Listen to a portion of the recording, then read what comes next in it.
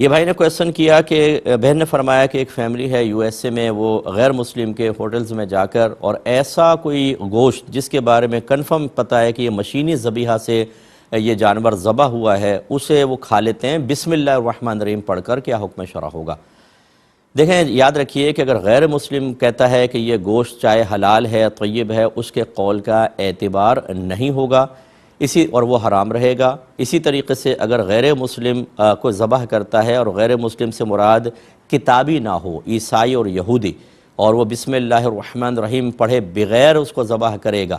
تو یعنی اگر یہودی یا عیسائی نہ ہو، چاہے بسم اللہ پڑھ کر ذبح کرے، جیسے آتش پرست اور بت پرست وغیرہ ہے، وہ جانور حرام ہوگا، اور یہودی عیسائی اگر بغیر بسم اللہ الرحمن الرحیم پڑھے ذبح کر دیں گے، اللہ کا نام ذکر نہ کریں، تب بھی حرام ہوگا۔ اور اب جو ہے وہ جو مطلب اہل کتاب جو پہلے کہلاتے تھے، اب وہ اہل کتاب نہیں ہیں، عقیدے کے اعتبار سے بہت تغیر اور بگاڑ پیدا ہو چکا ہے، اور یہ بارہا ہم نے آپ کو سمجھایا کہ اب مسلمانوں کی حالت یہ ہے کہ بیسک اگر آپ قرآن کے بارے میں، حدیث کے بارے میں، فقہ کے بارے میں کویسچن کر لیں، ہمارا مسلمان نہیں جانتا،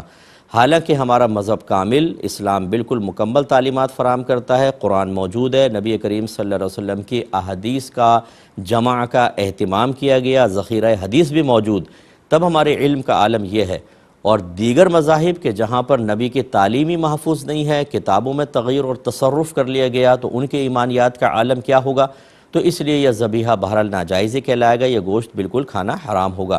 اسی طرح جو مشینی ذبیحہ ہوتا ہے کہ اس میں خود بخود وہ کٹتا رہتا ہے اور وہ جانور اور کوئی بسم اللہ اللہ اکبر وغیرہ نہیں پڑھا جاتا، یہ جانور بھی بالکل حرام ہوگا۔ اب یہ کہنا کہ جی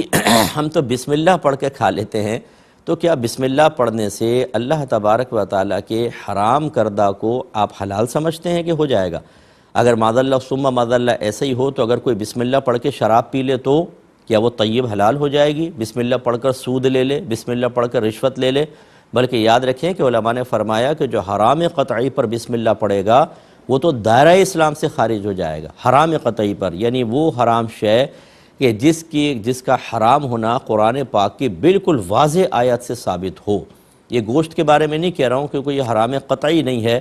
کیونکہ شبہ ہے اس کے اندر، کچھ نہ کچھ ہو سکتا ہے کہ آپ جو بیان کر رہے ہو سکتے ہیں ویسی صورتحال نہ ہو، یہ ہو سکتا ہے، لیکن جیسے یہ شراب کی میں نے مثال دی، یا سود کی مثال ہے، یا رشوت ہے، یا چوری کا مال آپ نے بسم اللہ پڑھ کر چوری کر لی ہے، تو یہ حرام قطعی آپ نے بسم اللہ پڑھی، آدمی دائرہ اسلام سے خارج ہو جائے گا۔ اور ان کے بارے میں خطرہ ضرور موجود ہے کہ اگر وہ واقعی ذبیحہ مطلب غیر مسلم نے ذبح کیا ہے یا اس میں شرعی تقاضے پورے نہیں ہوئے تو وہ حرام ہے، اور وہ حرام کے اوپر بسم اللہ پڑھنا یہ ایمان کے لیے کافی خطرہ ہے۔ لیکن میں اس کو حرام قطعی اس لیے نہیں کہہ رہا ہوں کہ آپ کے سامنے پروسیجر ذبح کا واضح طور پہ موجود نہیں ہے، وہ تو ہوٹل میں آپ کہہ رہے ہیں بھی غیر مسلم کا ہے، ہو سکتا ہے مسلمان سے ذبح کروایا ہو، کہیں سے لایا ہو، لیکن یہاں پر ہم حسن ظن قائم نہیں کر سکتے ہیں، اس لیے ہو سکے تو یہ میرا کلپ ان فیملی کو آپ دیں کہ ایسا نہ کریں۔ آپ یہاں پر تھوڑے سے مزے کے لیے اور تھوڑی سی اپنی آسانی اور سہولت کے لیے شرعی تقاضوں کو نظر انداز کریں گے تو یاد رکھیں کہ آپ کا امریکن ہونا آپ کو میدان محشر میں نہیں بچا سکتا۔ اگر آپ یہ سوچیں کہ ہم تو امریکہ میں تھے یا باہر کے کنٹریز میں تھے، ہماری کچھ مجبوریاں تھیں، تو وہ مجبوریاں واقعی شرعی مجبوری ہے کہ نہیں، یہ وہاں کے علماء کرام سے آپ معلوم کریں، مفتیان کرام سے معلوم کریں، اور وہ کبھی بھی آپ کو اس کی پرمیشن نہیں دیں گے۔